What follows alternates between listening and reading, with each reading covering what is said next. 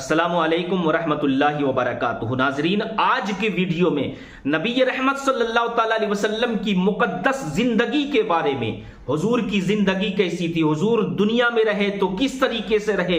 अगर आपने आज इस वीडियो को पूरा गौर से सुन लिया, हजरत मुफ्ती सलमान अजहरी साहब का एक बयान मैं आपको सुनाने वाला हूं, गौर से वीडियो को सुनेंगे इंशाअल्लाह ईमान ताजा हो जाएगा। आइए सबसे पहले मुफ्ती साहब का बयान सुनते हैं। अजीज़ान गिरामी वक़ार, रसूल मोहतरम सल्लल्लाहु तआला अलैहि वसल्लम का एक मुख्तसर सा अरसा जो हमारे दरमियान रहा है पूरी कायनात में, मैं तेज़ी से आज सुना करके आपके सामने से बारगाह मुस्तफ़ा में इल्तिजा भी करूँगा। वो मक्का मुकर्रमा की सरज़मीन 14 सदियाँ पहले, आज से 1400 से 42 चल रहा है, इसको और 53 मिला लें, इसके साथ और 53 मिला लें, यानी तकरीबन 1495 के साल के करीब हो गया। इससे पहले मेरे आका सल्लल्लाहु तआला अलैहि वसल्लम आज ही का दिन था जो फ़र्श गीती पर तशरीफ़ लाए। वो आमिना का दुर्रे यतीम, वो अब्दुल्लाह का नूरे नज़र, बारगाह मुस्तफ़ा सल्लल्लाहु तआला अलैहि वसल्लम में खिराज अक़ीदत के लिए मैं बात कर रहा हूँ। वो दुर्रे यतीम जब घर तशरीफ़ लाया तो ऐसा घर था कि बाप पहले से नहीं है, माँ अकेली हैं, मुआवज़ा देने की ताकत नहीं रखती। दाया के हाथ में दे दिया हलीमा सादिया को, ये कह कर के कि 2 साल दूध पिलाएगी, उजरत की तमन्ना मत रखना, मेरे घर में माल की बड़ी शिद्दत की कमी है। इस बच्चे का बाप नहीं, ये यतीम बच्चा है। हलीमा सादिया ले गई, लेकिन बरक़ात पे बरक़ात उन्होंने देखा है।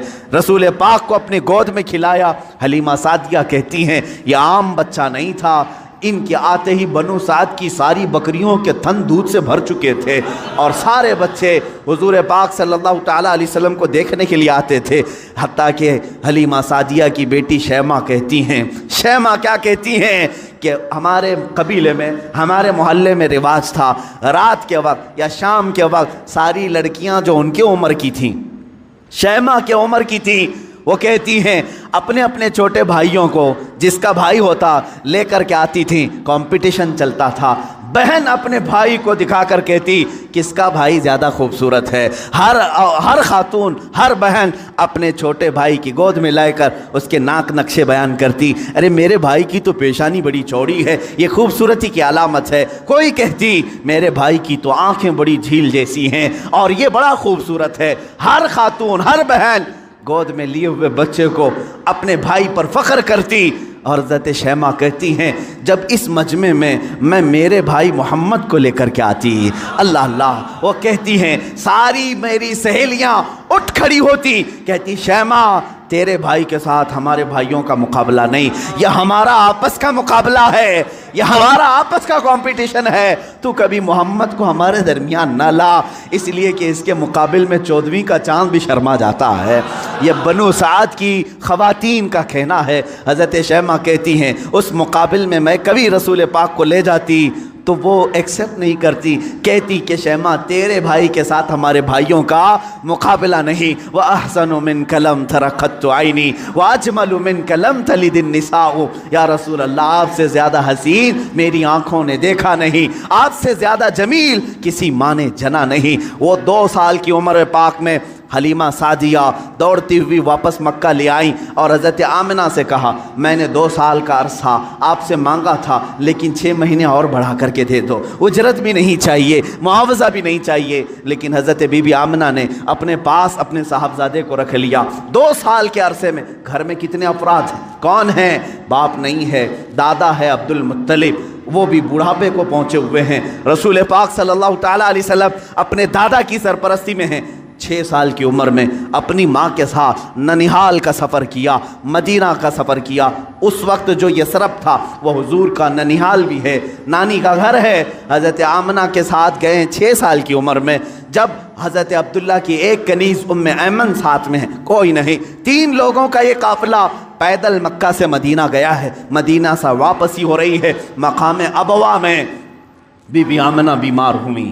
बीबी आमिना सलामुल्लाह अलैहा इतनी शिद्दत से बीमार हुई कि वो चल फिर नहीं सकती थी, उसी रास्ते में वो रह गई और उसके बाद अपने नूरे नज़र को करीब बुलाया और कहा ए मोहम्मद मेरी आखिरी सांसें हैं। 6 साल की उम्र पाक में रसूल पाक सल्लल्लाहु अलैहि वसल्लम ने अपनी माँ की आंखें बंद की और उनकी रूह कब्ज़े उनसरी से परवास की। वो 6 साल की उम्र में अपनी मुक़द्दस माँ का जिस्म मुबारका उठाते हैं, कब्र में दफन भी करते हैं और अपने वालिद की कनीज़ के साथ वापस मक्का आते हैं। अब कौन था इस मोहम्मद अरबी के साथ? न बाप है न माँ है, वो दुर्रे यतीम, पूरी कायनात के यतीमों का आका बना है, पूरे यतीमों का मावा व मलजा बना है। लेकिन अल्लाह ने उसे दुर्रे यतीम पैदा किया। जब 8 साल की उम्र हुई, दादा का भी इंतकाल हो गया, अब्दुल मुत्तलिब भी दुनिया से चले गए। अब कौन था सिवाय एक चचा के, अबू तालिब के? अब कोई नहीं था। आपकी सरपरस्ती में रहे। जहाँ तक बात आती है अबू तालिब की, मैं कहूँगा बड़े अदब के साथ, ए लोगों, इस इख्तिलाफी मसले में कभी भी तीर मारने की कोशिश ना करना।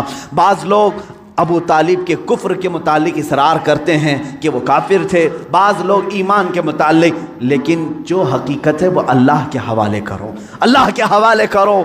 रसूल पाक सल्लल्लाहु ताला अलैहि वसल्लम को उन्होंने जान से ज़्यादा तरबियत की है।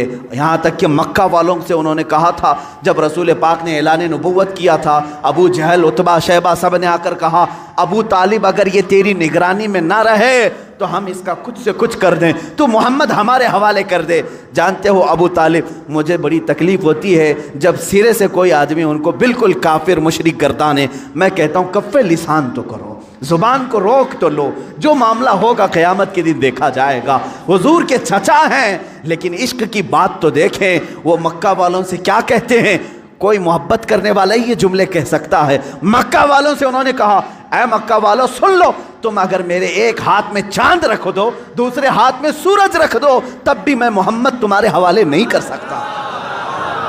ये अबू तालिब के अल्फाज थे जो रसूल पाक के लिए उन्होंने फरमाए थे। मैं अदब से कहता हूँ, लेकिन फिर साथ में ईमान और कुफ्र का मामला अल्लाह के हवाले करता हूँ, इसलिए कि इस पूरी कौम को न जन्नत देना है न दोज़ख देना है, न क़यामत के दिन तुम्हारे हाथ में फ़ैसला है न मेरे हाथ में फ़ैसला है। अबू तालिब जन्नत में जाएंगे कि जहन्नम में जाएंगे, मैं कौन होता हूँ फ़ैसला करने वाला? न आला मलाइका में से हैं हम, न फरिश्तों में से हैं, बल्कि अल्लाह रब्बुल इज़्ज़त के हवाले है ये फ़ैसला, हर एक के जन्नत और दोज़ख का फ़ैसला।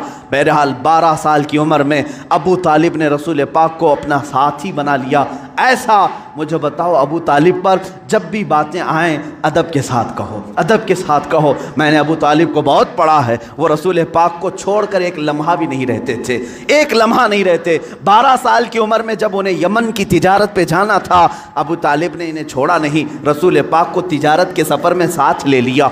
बीच रास्ते में एक जगह पड़ा हुआ, वहाँ एक राहिब था, ईसाई राहिब, और उसने देखा, चेहरे पाक को देखकर अपनी किताबों में पड़ी हुई सारी अलामतें देख लिया, उसने मेहमान बना लिया। अबू तालिब से पूछा, तुम कहाँ से आ रहे हो, कौन सा ख़ानदान है? जब उन्होंने बताया तो वो राहिब कहता है, बुहैरा राहिब, ऐ अबू तालिब, मेरी बात सुनते हो तो सुन लो, जो तुम्हारे साथ बच्चा तुम्हारा भतीजा है, ये अल्लाह का सबसे आखिरी रसूल होगा, ये सबसे आखिरी रसूल होगा।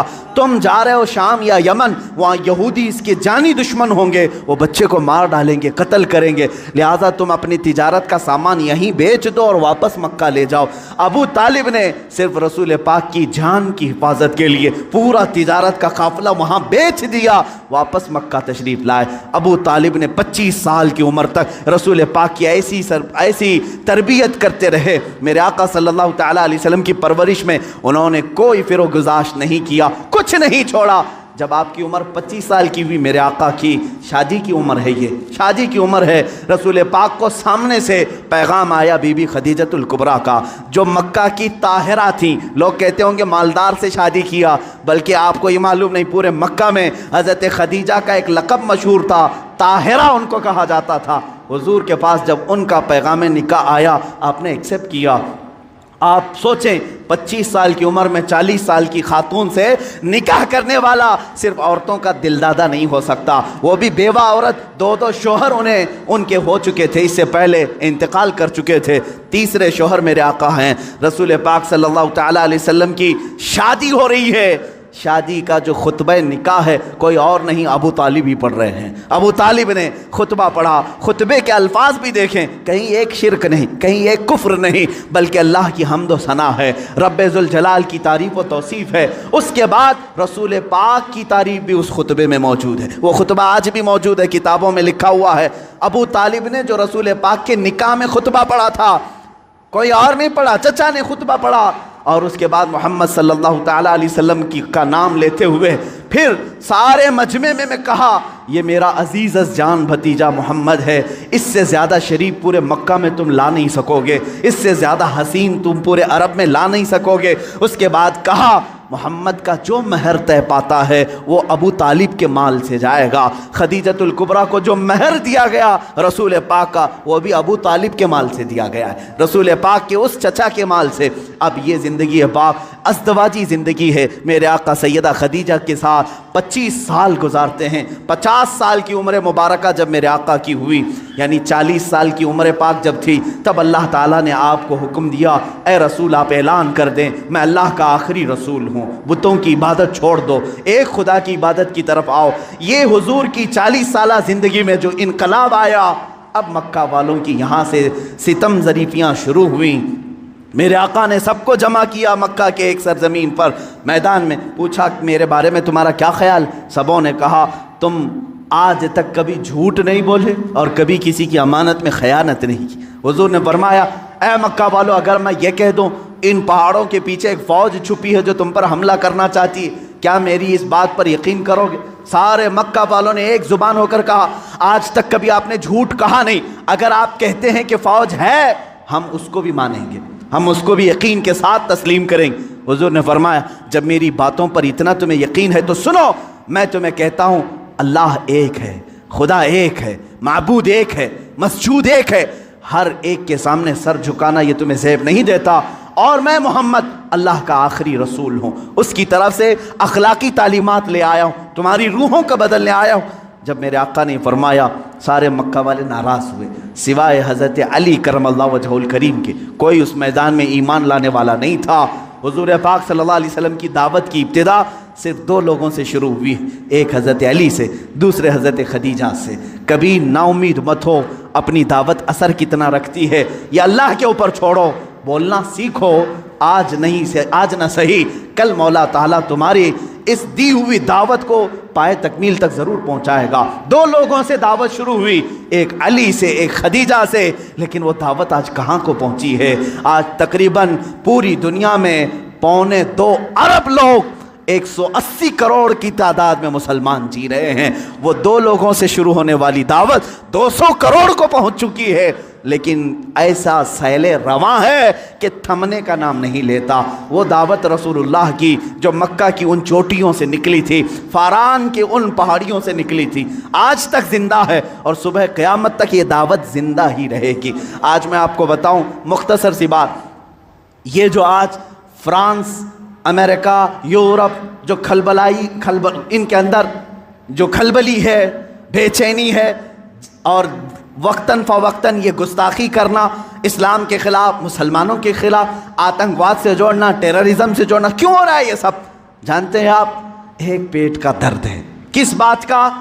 किस बात का? ये मैं नहीं कहता, अमेरिका का प्रेसिडेंट जो एक्स प्रेसिडेंट है इससे कबल का, उसने खुद ये स्टेटमेंट दिया है कि आज पूरे वर्ल्ड में सबसे ज़्यादा फास्ट ग्रोविंग वाला कोई रिलीजन है तो वो इस्लाम है।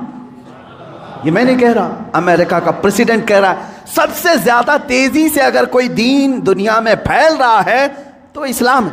यूरोप के मुतालिक तो तादाद आंकड़े भी मिलते हैं, पर डे वहाँ 400 लोग इस्लाम में आ रहे हैं। ये हालत देख करके वो घबराए हुए, इसलिए कि डेली के 400 के हिसाब से जब वो गिनती बनाते हैं, हमारी है कितनी पॉपुलेशन, अगर ये सिलसिला इसी तरह रहा, एक वक्त आएगा कि हम माइनॉरिटी हो जाएंगे, ये मेजॉरिटी में आएंगे, हम तो गुलाम होंगे, तख्त इनके पास आ जाएगा। ये जो सबसे तेज़ी से इस्लाम के फैलना यूरोप में, अमेरिका में और दूसरे इलाकों में, ख़ुद फ्रांस की हुकूमत ये अच्छी तरह से जानती है। उनके यहाँ मुसलमानों की तादाद चंद सालों पहले क्या थी और आज क्या है? चंद सालों, 20 यानी 10 साल या 20 साल की आप वहाँ के रिकॉर्ड्स निकाल करके देखो, आज 60 लाख मुसलमान हैं। उन्हें मालूम है अब मेयर भी ये बनेंगे, वहाँ की पार्लियामेंट की सीट पर भी ये खड़े हो रहे हैं। यही हाल यूके में है, यही हाल अमेरिका में।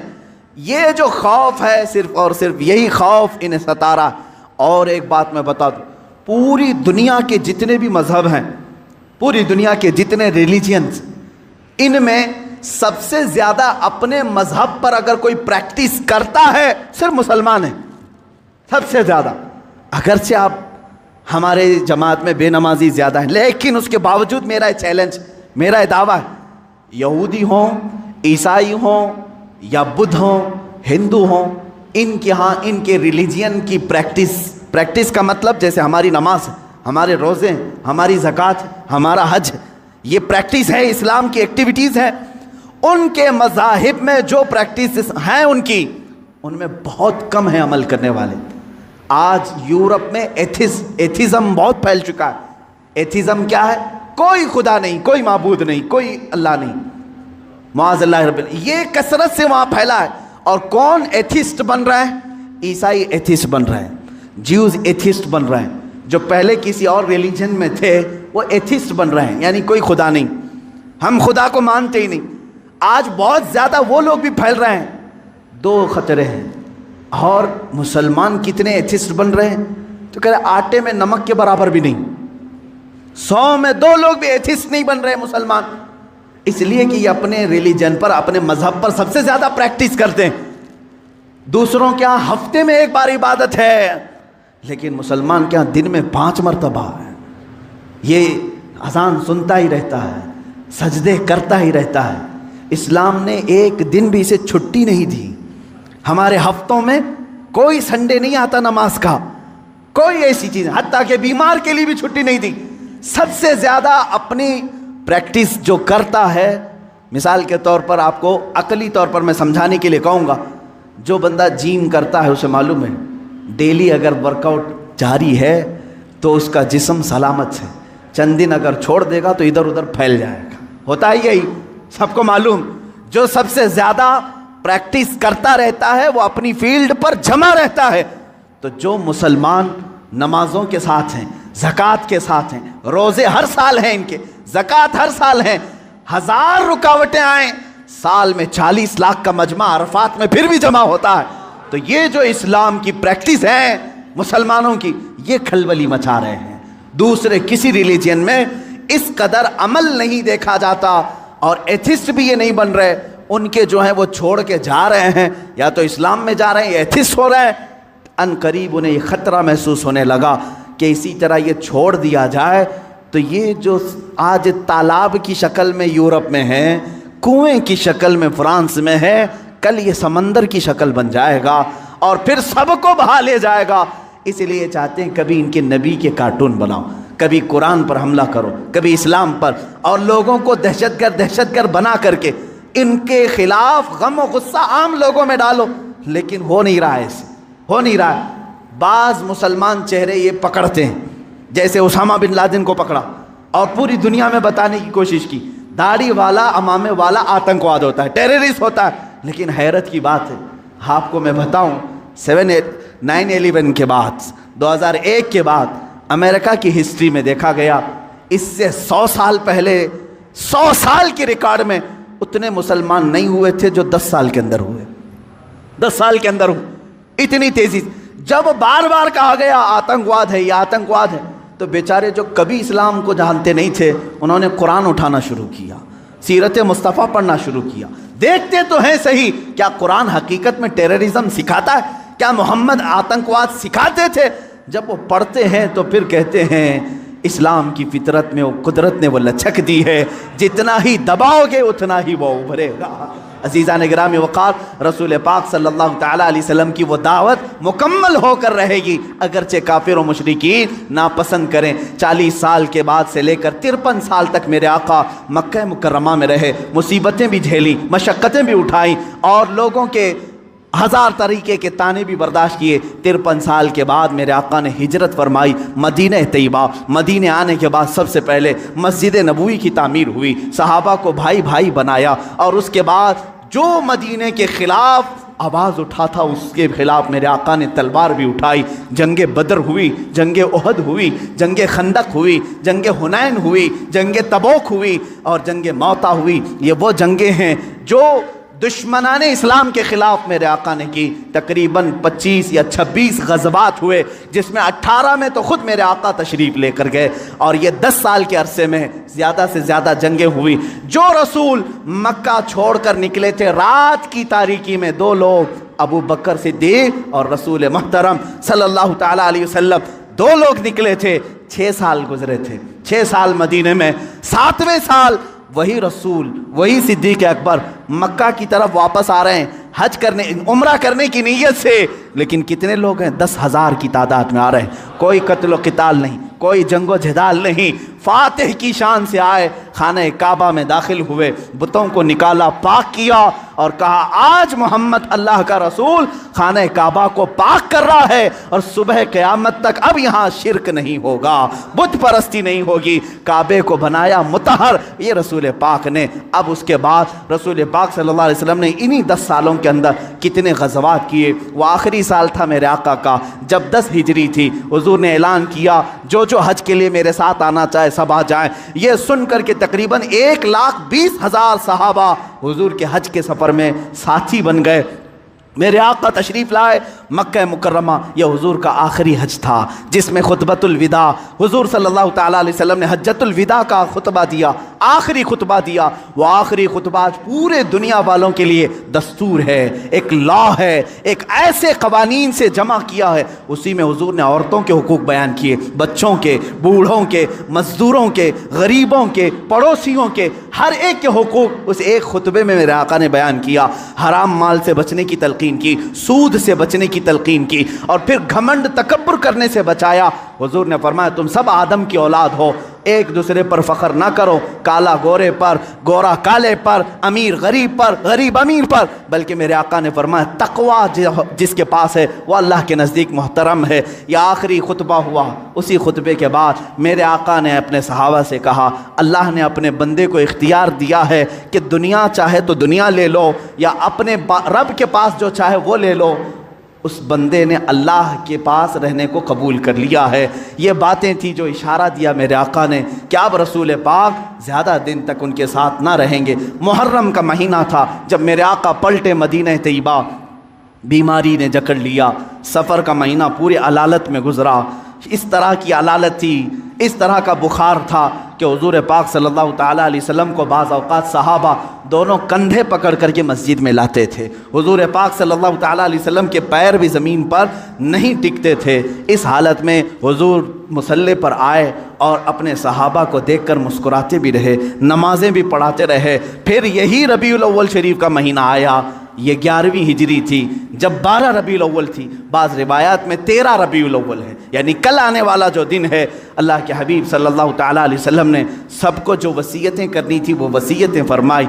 माँ आयशा सिद्दीक़ा के हुजरे में आराम करते रहे। अल्लाह के नबी सल्लल्लाहु ताला अलैहि वसल्लम को बुखार शिद्दत का था, बार बार मिसवाक तलब करते थे या पानी के छींटे चेहरे पर मारते थे और फिर कहते थे ये सकरात, ये नज़ा का वक्त कितना शदीद होता है, कितना शदीद होता है। माँ आयशा कहती हैं अचानक मैंने देखा दरवाज़े पर किसी की दस्तक हो रही है। मैंने कहा अल्लाह के रसूल आराम कर रहे हैं। हुजूर ने फरमाया आयशा वो कोई और नहीं मलकुल मौत इज़राइल है, वो किसी के आने के लिए इजाज़त नहीं मांगता, आज मुझसे इजाज़त ले रहा है, इसके बाद फिर किसी से नहीं लेगा। मलकुल मौत हुजरे पाक में दाखिल हुए। हुजूर पाक सल्लल्लाहु ताला अलैहि वसल्लम माँ आयशा सिद्दीक़ा के जानू पर सर रखकर आराम कर रहे हैं। मलकुल मौत ने इजाज़त तलब की, आका हुक्म हो तो आपकी रूह पाक को मैं निकालूं, अल्लाह के हुजूर ले जाऊं, आपके रब्बे आला के जिलों में ले जाऊं। रसूल पाक सल्लल्लाहु अलैहि वसल्लम ने उससे पहले जानते हो क्या पूछा था? मेरा दिल दर्द करता है। मलकुल मौत से सिर्फ इतना पूछा, ये वो वक्त होता है नज़ा का वक्त जिस वक्त बाप अपने बेटे को भूल जाता है, भाई बहनों को भूल जाता है, बल्कि अक्सर तो लोगों को अपना नाम तक याद नहीं होता। सकरात के वक्त जाओ लोगों के बिस्तरों के पास, हम कलमा पढ़ाते रहते हैं, कलमा आता नहीं, लोग बोल नहीं पाते। ये वो हालत होती है नज़ा की। लेकिन उस वक्त मेरे आका सल्लल्लाहु अलैहि वसल्लम मलकुल मौत से यूं कहते हैं, ऐ इज़राइल ये जो नज़ा का दर्द है, क्या ये दर्द मेरी उम्मत को भी दिया जाएगा? क्या ये सकरात का दर्द मेरी उम्मत को भी दिया जाएगा? मलकुल मौत ने कहा मौत से पहले हर एक को सकरात से गुजारा जाएगा। मेरे आका रो पड़े, वाह उम्मती ही वाह उम्मती, है अल्लाह मेरी उम्मत, है अल्लाह मेरी उम्मत, क्या वो नज़ा और सकरात को बर्दाश्त कर पाएगी? रब ताला ने हुक्म दिया, है हबीब आप गम न करें, आप अपने उम्मतियों को ये बशारत दें कि जो हर नमाज के बाद आयतल कुर्सी पढ़ता रहे है वो दुनिया में रहेगा, उसकी रूह अल्लाह फरमाता है मैं खुद कब्ज़ करूँगा, उसे एहसास ना हो। रसूल पाक सल्लल्लाहु ताला अलैहि वसल्लम हज़रत आयशा से बात कर ही रहे थे, आखिरी जुमले मेरे आका के अस्सलात अस्सलात, नमाज नमाज, और तुम्हारे हाथों के नीचे जो मजदूर हैं उनका ख्याल करो। इतना कहा और हुजूर पाक ने हमेशा के लिए अपनी आंखें बंद कर ली। मेरे आका के लबहाए मुबारक बंद हो चुके थे। हज़रत आयशा कहती हैं मैं बात करती रही, मैं बात करती रही, मैं ये सोच रही थी कि हुजूर अब बोलेंगे, तब बोलेंगे। काफ़ी इंतज़ार के बाद भी हुजूर बोल नहीं रहे थे। अब वो कभी नहीं बोलने वाले थे, ज़ाहिरी अल्फाज। अचानक अबू बकर सिद्दीक हुजरे में आए, हज़रत आयशा बातें कर रही थी। हज़रत अबू बकर सिद्दीक ने देखा, पेशानी मुबारका को बोसा दिया और इन्ना लिल्लाहि व इन्ना इलैहि राजिऊन पढ़ा। हज़रत आयशा ने पूछा क्या हुआ बजान? कहा बेटी तुझे मालूम नहीं, तुम्हारे सरताज, तुम्हारे रफ़ीक़ हयात, हम सब के आका व मौला अपने रब्ब आला के हुजूर जा चुके हैं। हज़रत आयशा कहती हैं पहली मर्तबा मैंने किसी को अपने सामने रूह कब्ज़ होते देखा, मैं तो ये महसूस कर रही थी कि हुजूर बुखार की वजह से चुप हैं, फिर बोलेंगे। सैयदा कायनात फ़ातिमतुज़ ज़हरा सलामुल्लाह अलैहा आई, वो ख़ानदान में तन्हा बाकी थी, हुजूर की सारी औलाद उनके सामने फौत हो चुकी थी, हज़रत फ़ातिमा अकेली रह गई थी। हज़रत फ़ातिमा ने हुजूर पाक के जिस्म नाज को देखा तो कहा ए बारे इलाहा, ज़िंदगी में आज से पहले या आज के बाद इससे ज़्यादा कठिन दिन मुझ पर कभी नहीं आया, फ़ातिमा पर इससे ज़्यादा बोझल दिन कभी नहीं आया।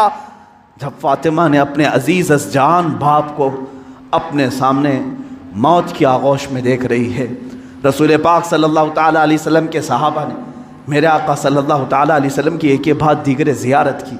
सहाबा की क्या कैफियत रही, 14 सदियों के बाद आज हम रोते हैं मेरे आका की वफ़ात को सुनकर। वो आफ्ताब आलम हमारे दरमियान से रूपोश हुआ, वो महताब रिसालत गुरूब अगरचे हुआ, लेकिन आज भी जब वाक़यात सुनते हैं तो रोते हैं। सहाबा की क्या कैफियत रही हुई, यही कैफियत थी। हज़रत उस्मान तो किसी से बात करना ही छोड़ चुके थे, उन्हें कोई उठाता तो उठते नहीं, बिठाता तो बैठते नहीं। हज़रत उमर का हाल ये था कि वो नंगी तलवार निकाल कर कहते खबरदार, अगर कोई कह दिया कि मेरा रसूल इंतकाल कर गया मैं उसकी गर्दन उड़ा दूंगा। मेरे हबीब का इंतकाल नहीं हुआ, वो अपने रब से मिलने के लिए गए, वापस आएंगे। हज़रत उमर मदीने में इस तरह घूम रहे थे। अज़ीज़ान गिराम वक़ार, रसूल पाक सल्लल्लाहु ताला अलैहि वसल्लम पीर के दिन इंतकाल फरमाए और बुध के दिन तक आपका जिस्म मुक़द्दस रखा गया। जमातें आती रहीं, पढ़ती रहीं, मलाइका ने जनाजा पढ़ा। बुध के दिन मेरे आका सल्लल्लाहु ताला अलैहि वसल्लम को सहाबा ने उठाया और उसी हुजरे में जहाँ माँ आयशा सिद्दीक़ा का घर था, हुजूर पाक सल्लल्लाहु अलैहि वसल्लम की कब्र मुबारका खोदी गई, लहद बनाई गई जो एल शेप में होती है, हुजूर को पसंद थी, लहद मुबारका में रखा गया। उतरने वालों में हज़रत अली भी थे, हज़रत अब्बास भी थे। फरमाते हैं जब कब्र मुबारक में आखिरी मर्तबा रखा गया, सहाबा का मजमा था, भीड़ थी, एक आखिरी नज़र उस आफ्ताब रिसालत पर डाल लें। लेकिन अचानक लोगों ने देखा कब्र की तख्तियाँ बंद करने से पहले रसूल पाक के होंठ हिल रहे थे। हज़रत अब्बास कहते मैंने कान लगाया, उस वक्त रसूल पाक कह रहे थे उम्मती उम्मती रब्बे ग़फ़िर लि उम्मती फ़इन्नहुम ला यअलमून। ऐ मौला मेरी उम्मत को माफ़ कर दे, वो मुझे नहीं पहचानती। ऐ अल्लाह मेरी उम्मत को माफ़ कर दे, वो मुझे नहीं पहचानती। या आखिरी जुमले कब्र अनवर में रखने के बाद रसूल पाक के, ऐ उम्मतियों, क्या हमने रसूल पाक का हक़ अदा किया है? क्या हमने उनको साल में एक मरतबा याद करके ये सोचा कि उनको के रात के खड़ी हुई इबादतों का हमने सिला दे दिया? कभी नहीं हो सकेगा, कभी नहीं हो सकेगा। कब्र मुबारका बंद कर दी गई, हमेशा के लिए बंद हो गई, लेकिन लहद का वो टुकड़ा अर्श आज़म से भी अफजल बना। नफस गुम करदा मी आयत जुनेदो बायसीदी जा, वो कब्र अथर आज भी हम मुसलमानों के रूह की ठंडक है। वो हरा गुंबद जो रसूल पाक के मस्कन के ऊपर अपनी जगमगाहट बिखेर रहा है, वो करोड़ों आशिकों की आंखों का तारा बना हुआ है, हमारे दिल का सुकून है। ऐ मेरे अजीज़ों, आज हम जिएंगे तो इसी उम्मीद के साथ, इसी आस के साथ। मेरे आका ने आखिरी वक्त ये भी फरमाया था, जो जिससे मोहब्बत करेगा दुनिया में, क़यामत के दिन उसी के साथ उठाया जाएगा। अगर तुम आज अपने नबी पर जान और माल, अपने माँ बाप फिदा करने की बात करते हो, खौफ ना करो, कल हम उठाए जाएंगे तो हमारे आका के साथ उठाए जाएंगे, हमारे रसूल के साथ उठाए जाएंगे। लेकिन जो लोग मगरिब के दिलदादा हैं और दूसरों की कैरेक्टर को अपना करके अपने आप को तबाह बर्बाद किए हैं, उनको मुबारक हो, वो उन्हीं लोगों के साथ उठाए जाएंगे जो फ़िरौन, हामान, शद्दाद, कारून, अबू जहल, अबू लहब, इन गुस्ताखों के साथ उठाए जाएंगे।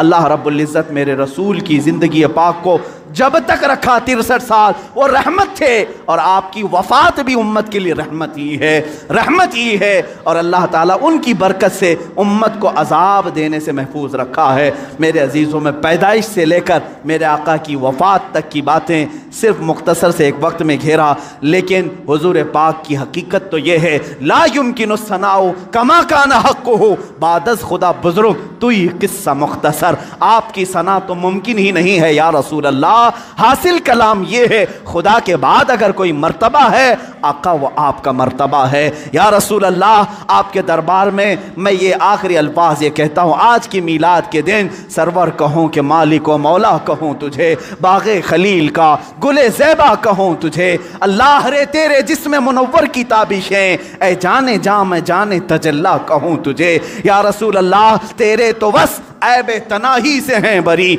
हैरान हूँ मेरे शाह मैं क्या क्या कहूँ तुझे। लेकिन रज़ा ने ख़त्म सुखन इस पे कर दिया, खालिक का बंदा खल्क का आका कहूँ तुझे या रसूल अल्लाह। इस फ़ख्र के साथ मैं जीता हूँ, हश्र तक डालेंगे हम पैदाइश मौला की धूम, मिस्ल फारस नजद के किले गिराते जाएंगे, खाक हो जाएं अदू, खाक हो जाएं दुश्मन जल कर, मगर हम तो रज़ा दम में जब तक दम है जिक्र उनका सुनाते जाएंगे। वाखिर दावाना अल्हम्दुलिल्लाहि रब्बिल आलमीन।